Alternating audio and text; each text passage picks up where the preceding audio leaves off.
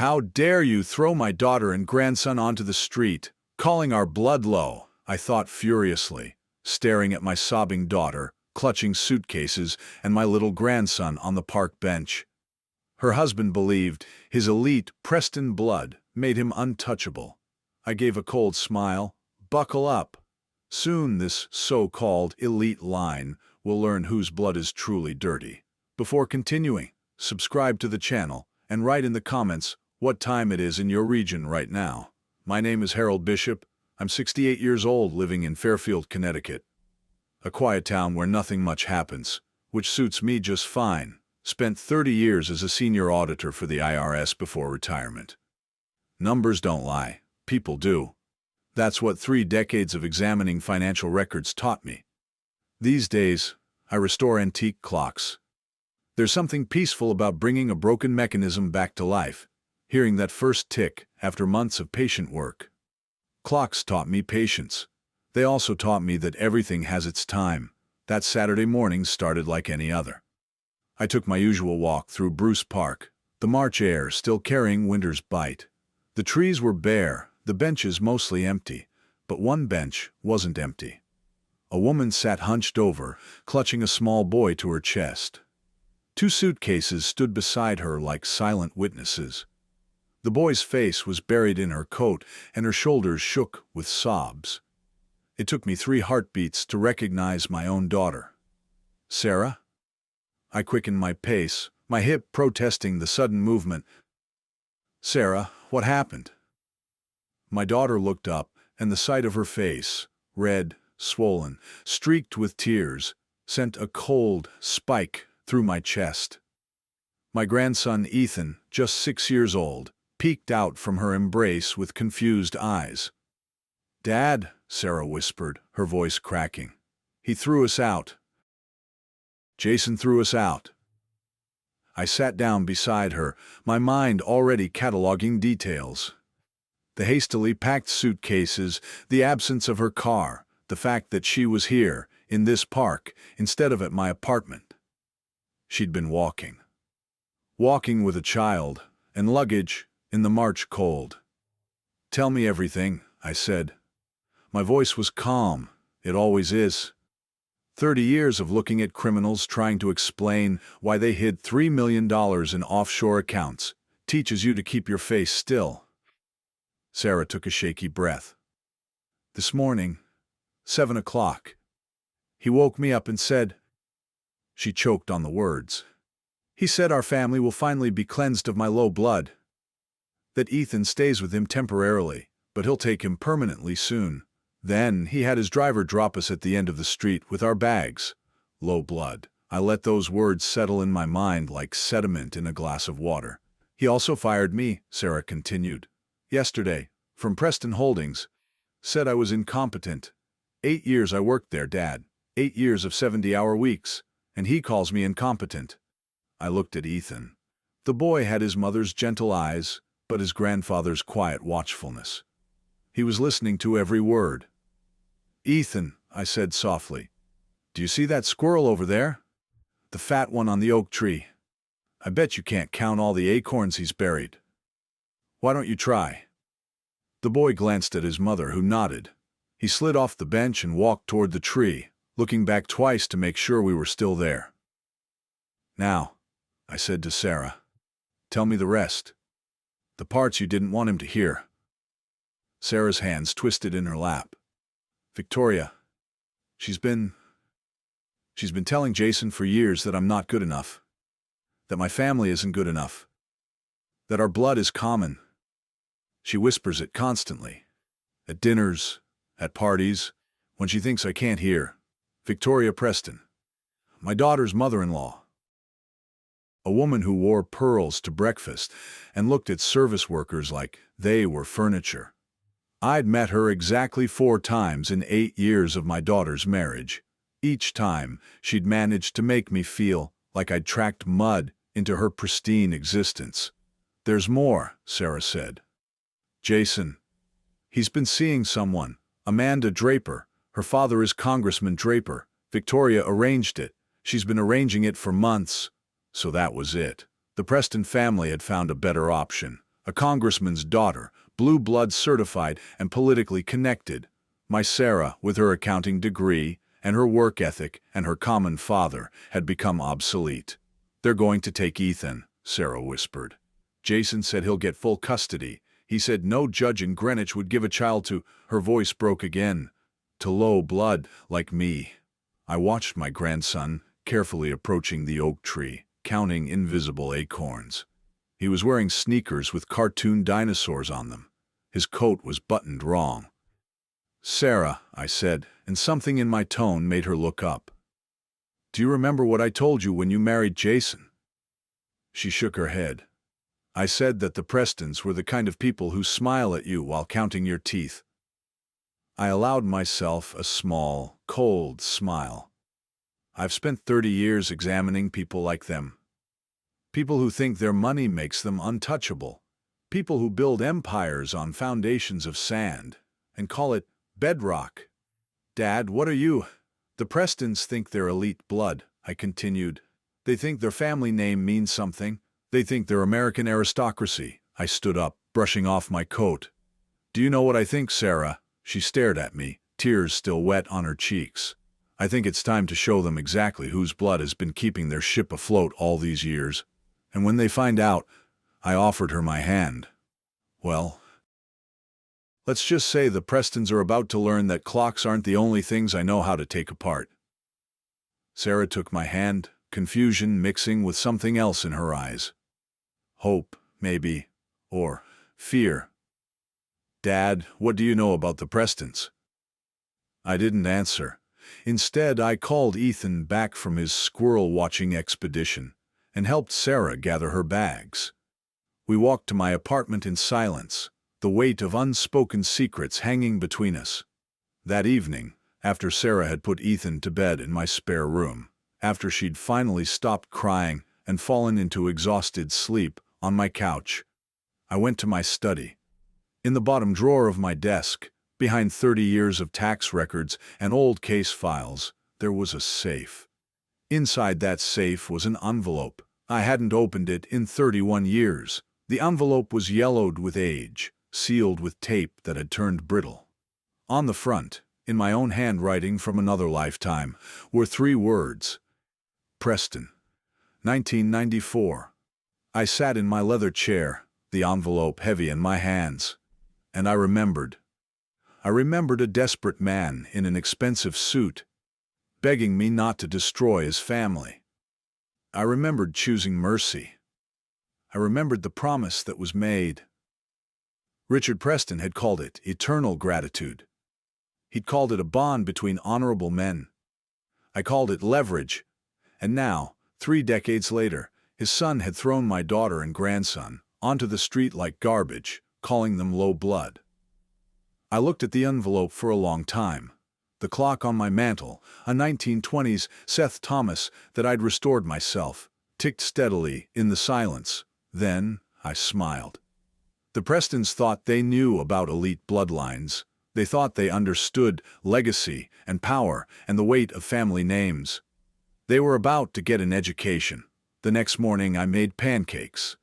Ethan liked them with too much syrup, just like Sarah had at his age. I watched my grandson eat. Watched his careful movements, the way he kept glancing at his mother, as if afraid she might disappear.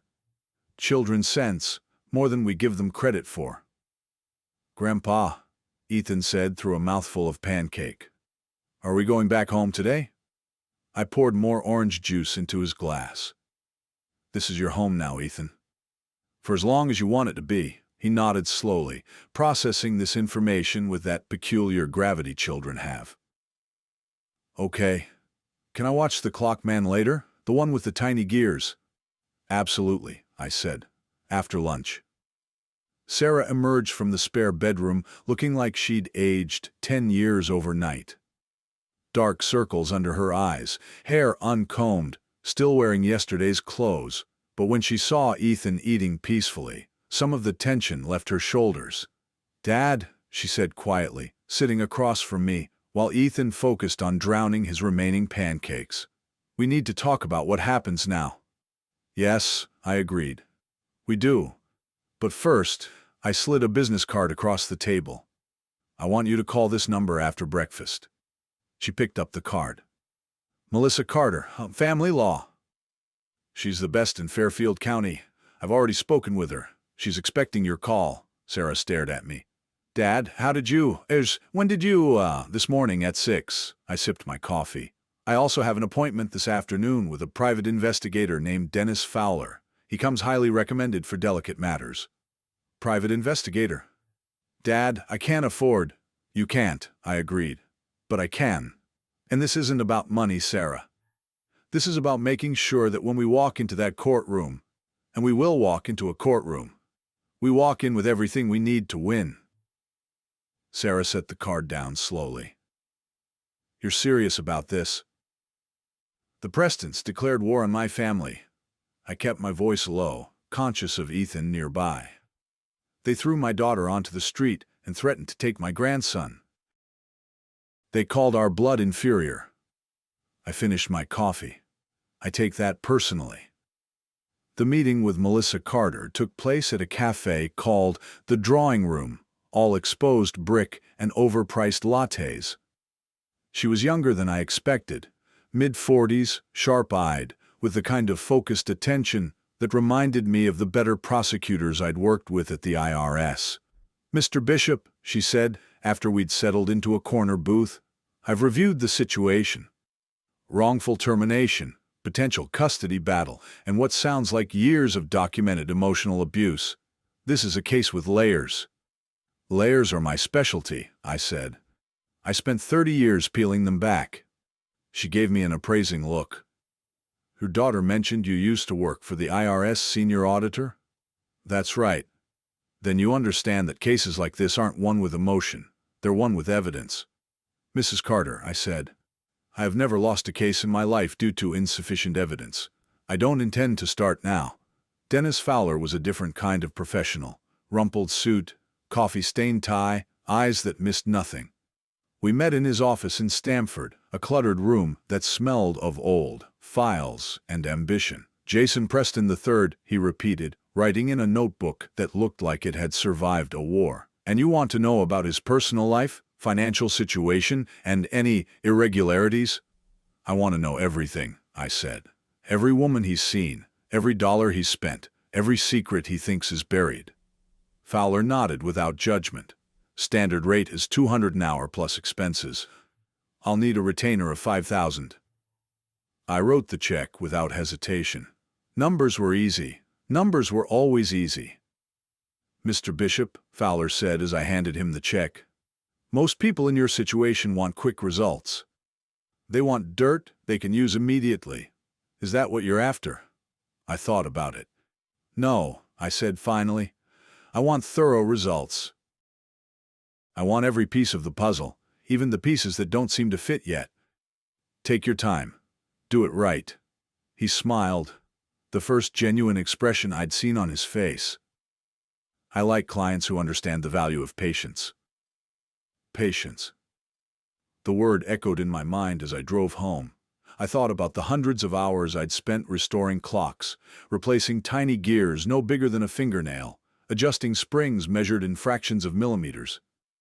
Most people don't have the temperament for that kind of work. They want results now. They want gratification. But the best work, the most precise, the most devastating, takes time. A week later, Fowler called me with his first report. We met at the same cluttered office. He slid a manila folder across his desk. Jason Preston has been seeing Amanda Draper for 8 months, he said. I have photographs. I have hotel receipts. I have text messages that his IT security really should have done a better job protecting. I opened the folder. There they were, Jason and a young blonde woman coming out of the Greenwich Harbor Inn. His hand on her back, her hand on his arm. The timestamps on the photos were damning. Dates when Sarah had been home with Ethan, dates when Jason had claimed to be working late. There's more, Fowler continued.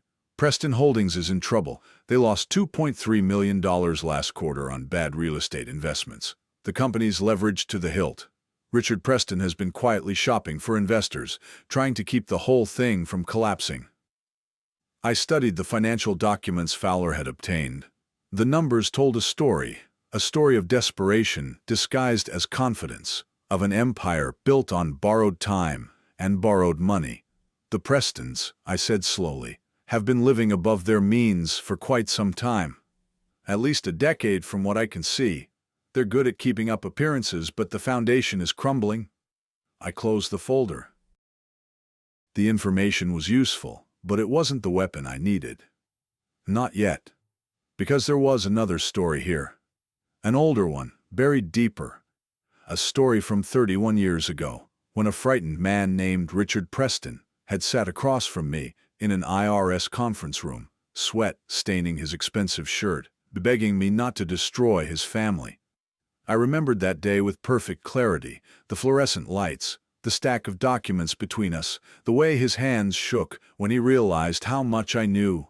$4.7 million in tax fraud, creative accounting that would have put him in federal prison, a scheme so brazen that even I, who had seen everything in my years at the IRS, had been impressed by its audacity.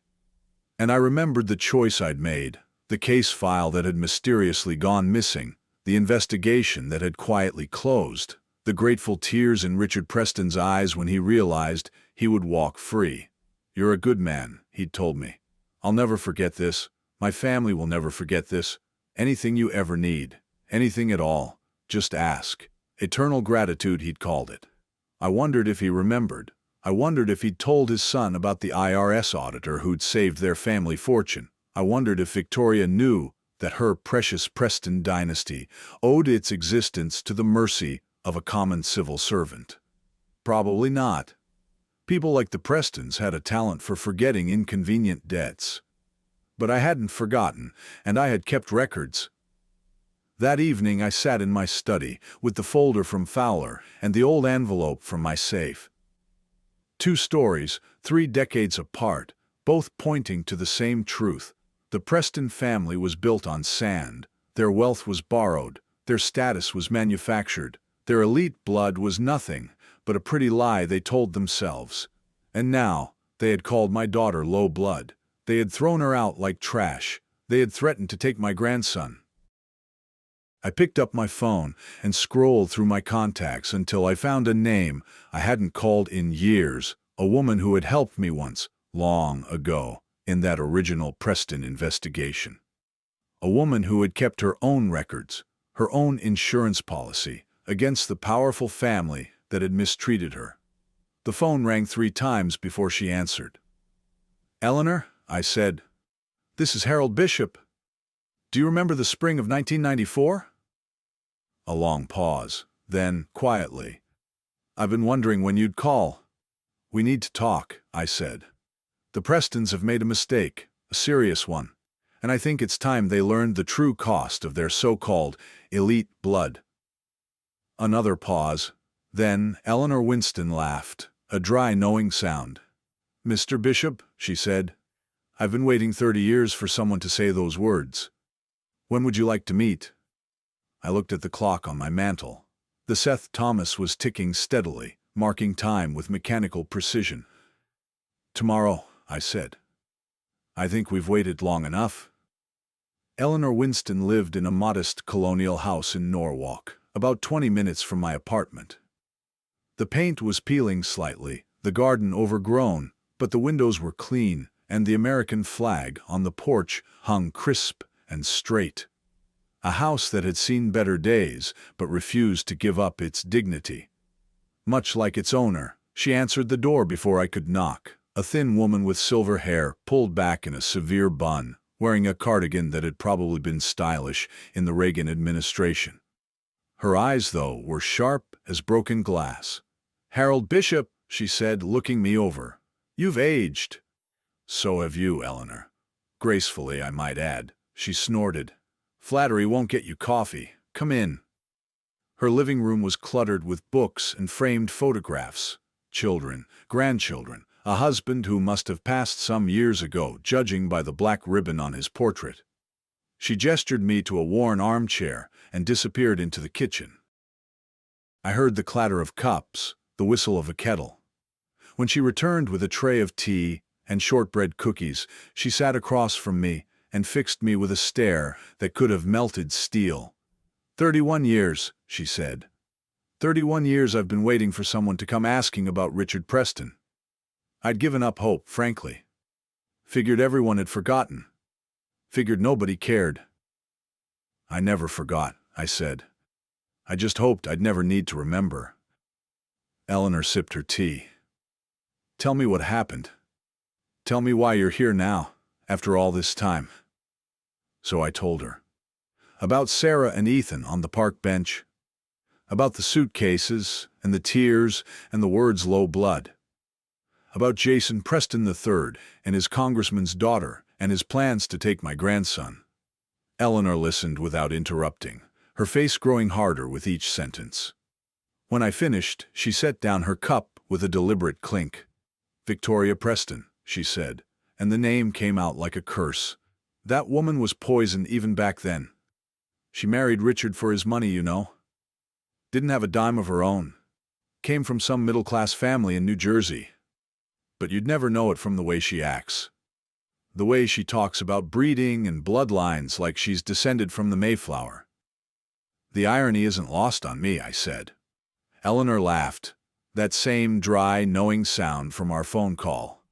You don't know the half of it, Mr. Bishop. You don't know where the Preston money really came from. I leaned forward. Tell me. She stood and walked to an old filing cabinet in the corner of the room. From the bottom drawer, she pulled out a thick manila folder, yellow with age, but carefully preserved. I was Richard Preston's personal secretary for 12 years, she said, returning to her seat. From 1985 to 1997, I typed his letters, I filed his documents, I organized his calendar and screened his calls and knew every dirty secret that man thought he'd buried. She placed the folder on the coffee table between us. When he stopped paying me, 3 months without a check, and then the threats, the intimidation, I made copies, just in case. Insurance, I called it. I opened the folder. Inside were financial records, bank statements, internal memos, all dated from the early 1990s. I began to read. What I found made my blood run cold. He didn't just evade taxes, I said slowly, flipping through the documents. He laundered money from his father-in-law's defense contracts. Eleanor nodded. Victoria's father, Arthur Whitmore. He had connections in the Pentagon, got some very lucrative contracts in the 80s. Some of those contracts were questionable. The money needed to be cleaned. Richard helped. I kept reading. The numbers told a story more damning than I'd imagined. The Preston fortune wasn't just built on fraud. It was built on corruption, on kickbacks, on money that should have gone to American soldiers being funneled into private pockets. And the Preston dynasty? I asked. Eleanor's smile was bitter. Richard's father was a used car salesman in Hartford until 1962. Sold lemons to working families, got sued twice for fraud. The whole aristocracy thing, the family crest, the talk of noble ancestors. It's fiction. Made up. Richard invented it when he married Victoria, because she wanted to feel important. I sat back in my chair, the folder heavy in my lap. The Prestons had called my daughter low blood. They had thrown her onto the street because she wasn't good enough for their precious lineage.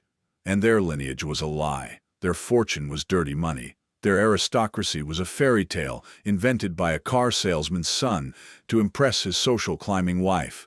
The irony wasn't just bitter, it was exquisite. Eleanor, I said, may I keep these documents? They're yours, she said. I've held on to them for 3 decades, waiting for the right moment. I think that moment has finally come. The next few days were eventful. Jason Preston filed for divorce, citing irreconcilable differences. Attached to the filing was a motion for full custody of Ethan, claiming that Sarah was emotionally unstable and unfit for motherhood. The Prestons' attorney, a sleek, expensive-looking man from Greenwich, had also begun making calls around town. Whispers about Sarah started circulating among the country club set. That she'd had a breakdown, that she'd been stealing from Preston Holdings, that she was an alcoholic. None of it was true, of course. But truth has never been an obstacle for people with money. Melissa Carter called me with updates, her voice tight with controlled anger. "They're playing hardball, Mr. Bishop. The Preston attorney is one of the best in the state. They're trying to bury Sarah before this even gets to court." "Let them try," I said. "I have a few cards of my own." That evening I drove to Stamford. Not to Dennis Fowler's office, but to the headquarters of Preston Holdings. A glass and steel tower on Atlantic Street that probably cost more to maintain than most people earn in a lifetime. The receptionist looked at me like I'd wandered in from a homeless shelter. "Do you have an appointment?" "No," I said pleasantly. "But I think Richard Preston will want to see me anyway." "Tell him Harold Bishop is here. Tell him it's about the spring of 1994. She made a call, whispered something, listened. Her expression changed. Confusion, then wariness. "Mr. Preston will see you now," she said. 15th floor. The elevator was silent. The hallway plush with carpet that probably cost more per square foot than my monthly groceries. Richard Preston's office was at the end, a corner suite with floor-to-ceiling windows overlooking the Long Island Sound. He was standing when I entered. 71 years old, silver-haired, impeccably dressed in a suit that cost more than some cars. The picture of patrician authority. But his face was pale, and his hands, clasped behind his back, were trembling slightly.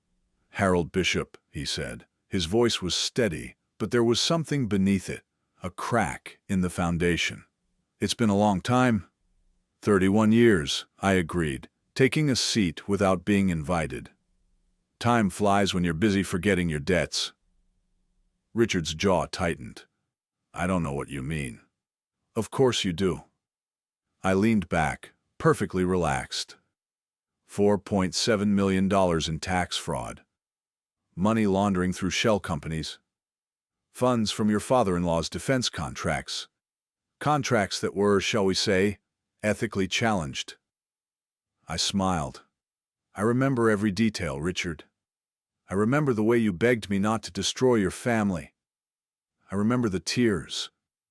I remember the promises." Richard's face had gone from pale to ashen.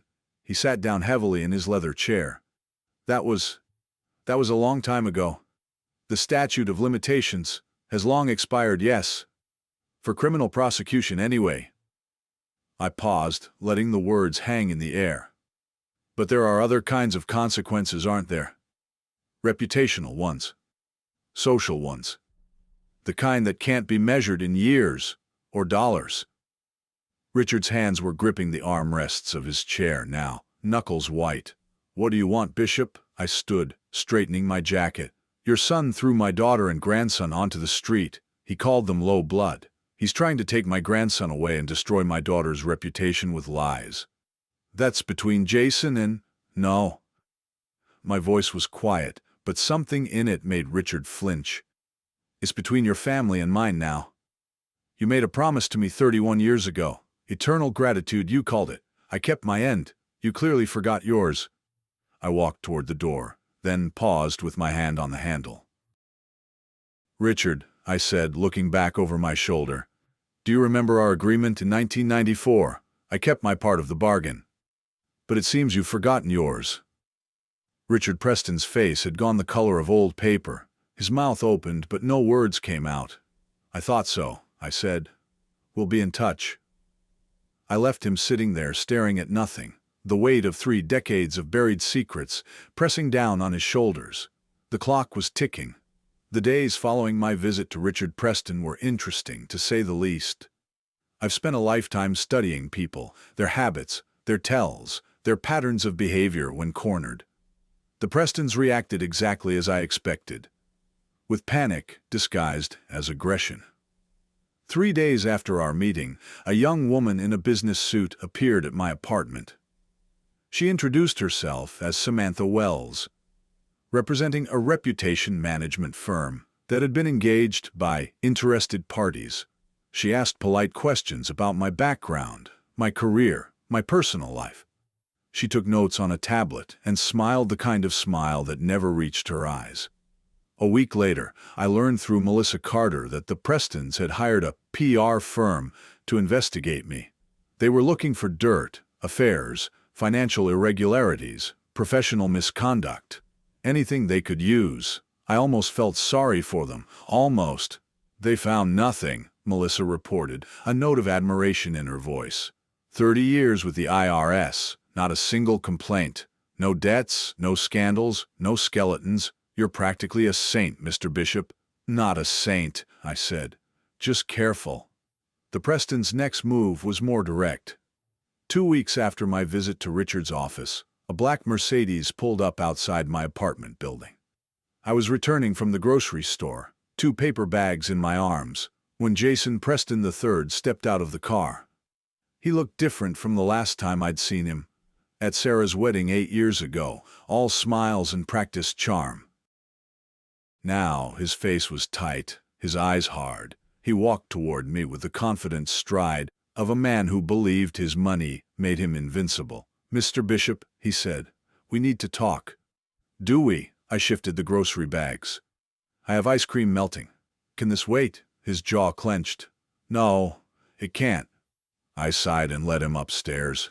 Sarah and Ethan were at the park. I'd suggested they spend the afternoon out, sensing something like this might happen. I set the groceries on the counter and turned to face my son-in-law. Ex-son-in-law, I reminded myself. Or soon-to-be.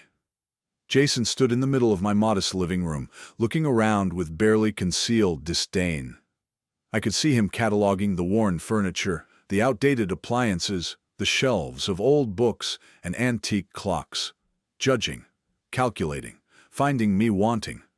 "Nice place," he said. The sarcasm was thick enough to cut. "It suits me," I said. "What do you want, Jason?"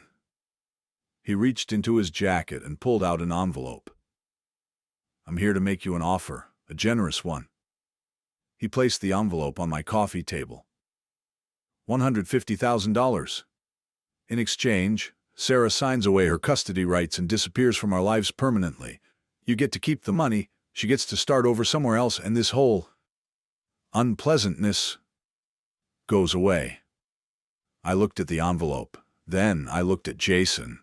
His face was composed, confident, the face of a man who believed everything had a price.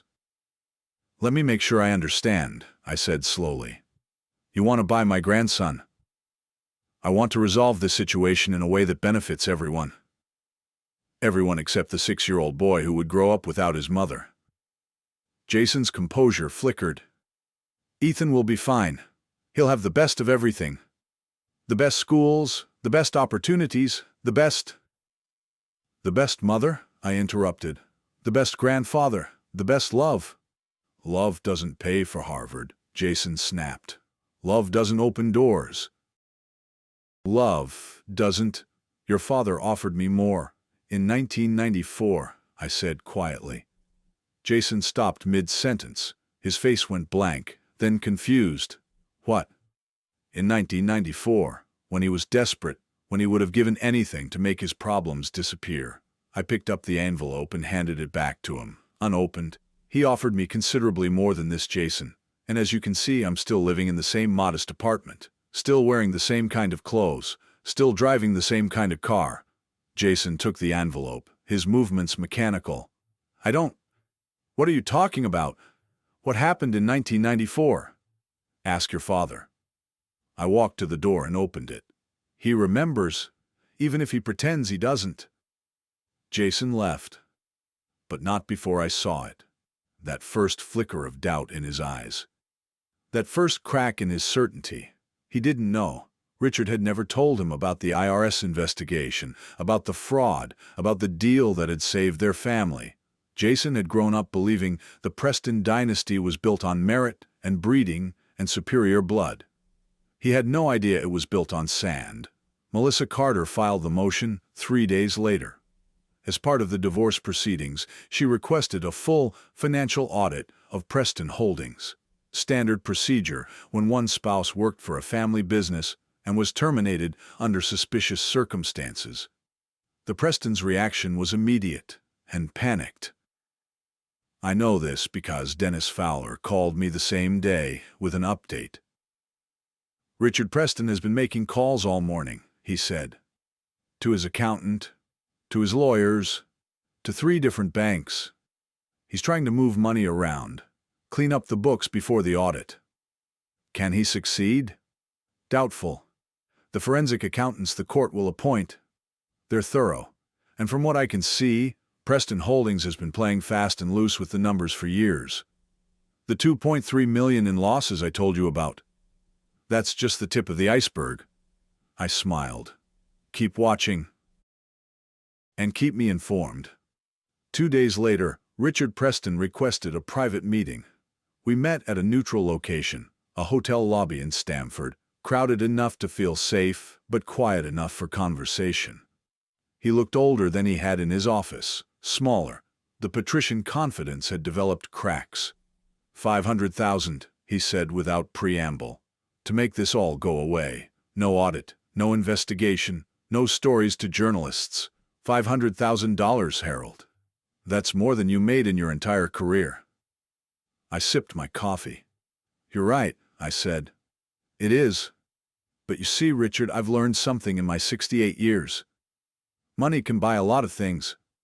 Comfort, security, influence. I set down my cup. But it can't buy back dignity. And it can't buy silence from a man who doesn't need your money. Richard's face twitched. What do you want then? Everyone wants something. I want your son to apologize. Publicly. To my daughter. For calling her low blood. For throwing her onto the street. For trying to take her child. I paused. And I want him to withdraw his claim for full custody. Shared custody, reasonable terms, no games. Richard stared at me. That would destroy his reputation. Our reputation. You're asking me to humiliate my own son. No, I said. I'm giving you a chance to make things right. The alternative is much worse. You wouldn't. I reached into my jacket and pulled out a business card, placed it on the table between us. Richard picked it up. His face went pale as he read the name. Daniel Morrison, Senior Investigative Reporter, Greenwich Time. He's very interested in the history of old money families in Connecticut, I said conversationally, particularly the ones who aren't quite as old or as legitimate as they claim. I've agreed to give him an interview next week. Unless, of course, we can reach an understanding before then. Richard's hands were shaking now. The card trembled between his fingers. You wouldn't, he repeated, but his voice had lost its conviction. I stood, leaving my coffee half finished. I've given you my terms, Richard. An apology and reasonable custody arrangements. That's all I'm asking. That's more mercy than your family showed my daughter. I walked toward the exit, then paused and looked back. Think it over, I said. But don't take too long. Daniel Morrison is very eager to hear what I have to say. And I have quite a lot to tell him. I left Richard Preston sitting alone in that hotel lobby, the business card clutched in his trembling hands, the weight of 31 years of lies finally beginning to crush him. The clock was still ticking, and time was running out for the Prestons. The article appeared in the Greenwich Time 3 weeks later. I bought 5 copies at the newsstand near my apartment, watching the vendor's eyebrows rise as I counted out the bills. Must be a good story, he said. The best kind, I replied. The true kind. The headline read, The Dark Secrets of Greenwich's Old Money. Daniel Morrison had done excellent work, careful, thorough, devastating. The article didn't name the Prestons directly, of course. Libel laws required that kind of caution, but the details were specific enough that anyone who knew Greenwich society could connect the dots. A prominent family whose patriarch had built his fortune on creative accounting in the 1990s, a dynasty whose claims of noble ancestry were entirely fabricated, a used car salesman's grandson who now lectured others about breeding and bloodlines. The sub-headline was particularly elegant. How one family invented their own aristocracy, and who paid the price. By noon that day, my phone was buzzing with updates. Melissa Carter called first. The article is everywhere, she said, and I could hear the satisfaction in her voice. Greenwich Society is in an uproar. Everyone's talking about it. And the Prestons? Radio silence. Their attorney hasn't returned my calls. Their PR firm issued a vague statement about defamatory rumors. But here's the interesting part. She paused for effect. Amanda Draper's father issued a statement this morning. He said his daughter has ended her relationship with Jason Preston and that his family has no association with the individuals described in today's article. I smiled, a congressman distancing himself from scandal. Some things were as predictable as clockwork. Dennis Fowler's report came in that afternoon. The Preston household is in chaos, he said. I have sources inside, a housekeeper, a gardener.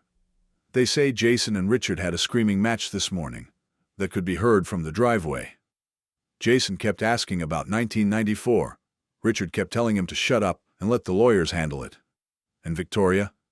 Locked herself in her bedroom. Hasn't come out since the article dropped. The dominoes were falling. But the Prestons weren't finished yet. The custody hearing took place the following week.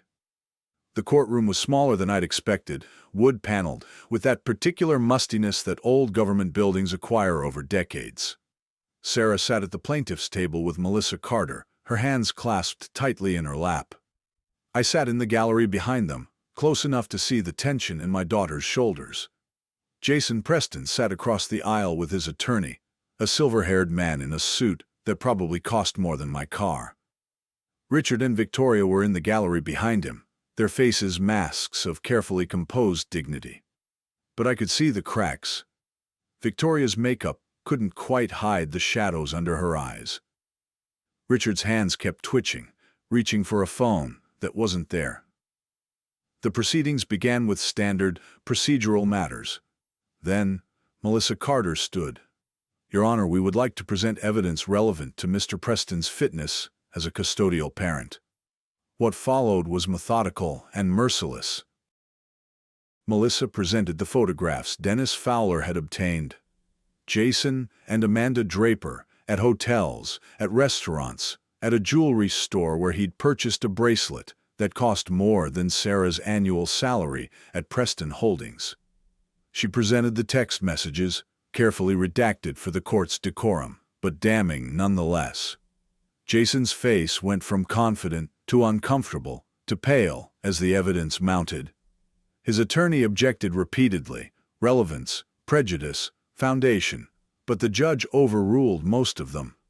This evidence speaks to Mr. Preston's character and judgment, Melissa explained.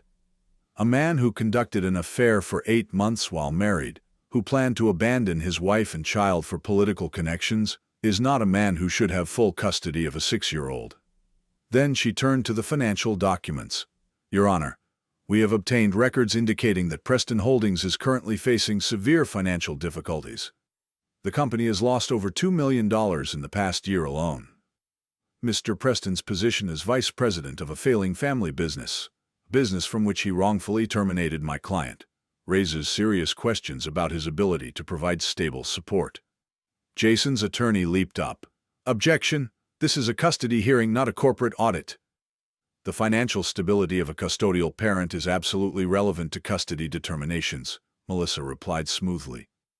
If Mr. Preston's family business collapses, what happens to the child he claims he can provide for? The judge nodded slowly. I'll allow it. Continue. By the time Melissa finished, Jason looked like a man who'd been hit by a truck. His carefully constructed image, the devoted father, the successful businessman, the scion of an old and honorable family, lay in ruins around him. The judge granted temporary custody to Sarah. Full custody will be determined at the final hearing, she said. But based on the evidence presented today, I see no reason why the child should not remain with his mother pending that determination. Sarah's hands were shaking as we left the courthouse. I put my arm around her shoulders. It's not over yet, I said quietly. But we're winning. Victoria Preston came to my apartment 3 days later. I was in my study, working on a particularly stubborn clock mechanism, a 1890s German regulator that had been sitting in my workshop for months. When the doorbell rang, Sarah was out with Ethan, visiting Eleanor Winston. I'd arranged that visit deliberately, sensing that the Prestons might try something. Victoria stood in my doorway, looking like she'd aged a decade since I'd last seen her. Her designer clothes were immaculate, her hair perfectly styled, but there was something broken behind her eyes. "Mr. Bishop," she said, "may I come in?" I stepped aside and gestured to the living room. She entered with the careful movements of someone walking through a minefield. "Please," she said, settling onto my worn couch with visible distaste. "Let's talk. Reasonably. For Ethan's sake." "For Ethan's sake," I repeated. Interesting choice of words. "He's my grandson, too." Her voice cracked slightly. "Whatever you think of me, whatever you think of my family, I love that boy." "Do you, Oren?" I sat across from her. "Then perhaps you shouldn't have spent 8 years telling his father that the boy's mother wasn't good enough? That her blood was too common? That she was polluting your precious family line?" Victoria flinched. Don't." My voice was quiet, but something in it made her stop. "I've spent 30 years listening to people lie to my face. I'm very good at spotting it. So let's not waste each other's time with denials." She was silent for a long moment. When she spoke again, her voice was smaller. "What do you want? What will make this stop?" "I told your husband what I wanted. A public apology from Jason. Reasonable custody arrangements, that's all." "That's impossible. Richard will never allow." "Then I suppose we'll see each other in court." I stood. "And in the newspapers, and eventually, I imagine, in front of federal investigators." Victoria's face went white. "What do you mean?" I smiled. "Your family spent 8 years calling my daughter low blood, treating her like she was beneath you, telling her she wasn't good enough for your elite lineage." I walked to the door and opened it. "But here's what I've learned, Victoria. The Prestons aren't elite. You're not aristocracy. You're the descendants of a car salesman and the beneficiaries of money laundered from corrupt defense contracts. Your blood isn't blue, it's dirty." Victoria stood, her composure finally cracking. You have no proof." "I have 31 years of proof," I said quietly. "And now, so does the IRS." Her face went from white to gray. "The IRS? I made some calls last week. To old colleagues. People who remember the investigation that almost destroyed your husband in 1994. I held the door open wider. "You should go now, Victoria. I have a feeling your family's about to have a very difficult few months." She left without another word, but I saw her hands, shaking so badly she could barely grip her purse. That evening my phone rang. A number I didn't recognize. "Harold?" The voice was familiar, a man I'd worked with for 15 years at the IRS. "It's Tom Bradley. I got your message about Preston Holdings." And, a pause then, "We've opened an investigation. Based on what you sent us, and some additional digging we've done, there are serious irregularities. We're talking potential violations of $1.8 million over the past 5 years." I closed my eyes. "Thank you, Tom." "Don't thank me yet. These things take time, but Harold," his voice softened, "between you and me, the Prestons are in real trouble. And this time there's no one around to make it go away." I hung up the phone and looked at the Seth Thomas clock on my mantel. It was ticking steadily, the way it had for over a century. Patient, precise, inevitable. The Prestons had called my daughter low blood. Now the world would see whose blood was really dirty. The final act of the Preston dynasty played out over the following months, like a slow-motion collapse. The IRS investigation was thorough and merciless, exactly the kind of investigation I would have conducted in my working days. Federal auditors descended on Preston Holdings with subpoenas and laptops and the grim efficiency of people who had seen every financial trick in the book. Richard Preston's creative accounting didn't stand a chance. The preliminary findings came back in late summer, $1.8 million in tax violations over the past 5 years. Unreported income, inflated deductions, shell companies that existed only on paper. Richard had learned nothing from his close call in 1994. He'd simply gotten bolder, more careless, more convinced of his own untouchability. The penalties would be severe, fines in the hundreds of thousands, potential criminal charges, and worst of all, for a man like Richard Preston, public humiliation. Dennis Fowler kept me informed of the fallout. The Preston mansion on Fieldstone Drive went on the market. 2.3 acres of manicured grounds, 6 bedrooms, a 3-car garage, all for the bargain price of $4.2 million. Richard needed the cash to pay his lawyers, his accountants, his tax penalties. "They're moving to a condo in Stamford," Fowler reported. 2 bedrooms, no pool. Victoria hasn't stopped crying for a week. I felt no satisfaction at Victoria's tears. But I felt no sympathy either. The divorce was finalized in early fall. The judge reviewed all the evidence, the affair, the wrongful termination, the custody battle, the character testimony, and rendered her decision with the kind of quiet authority that made courtrooms go silent. Sarah received full custody of Ethan. Jason was granted supervised visitation twice a month. Supervised because his behavior during the proceedings had raised concerns about his judgment and emotional stability. He was ordered to pay child support of $4,200 per month, plus contribute to Ethan's education and health care. The wrongful termination claim was settled out of court.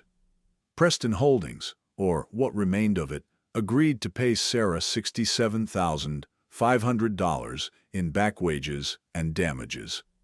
Their lawyers had advised them that fighting the claim would only expose more financial irregularities. I watched Jason's face when the judge read the custody decision. The arrogance was gone, the confidence was gone.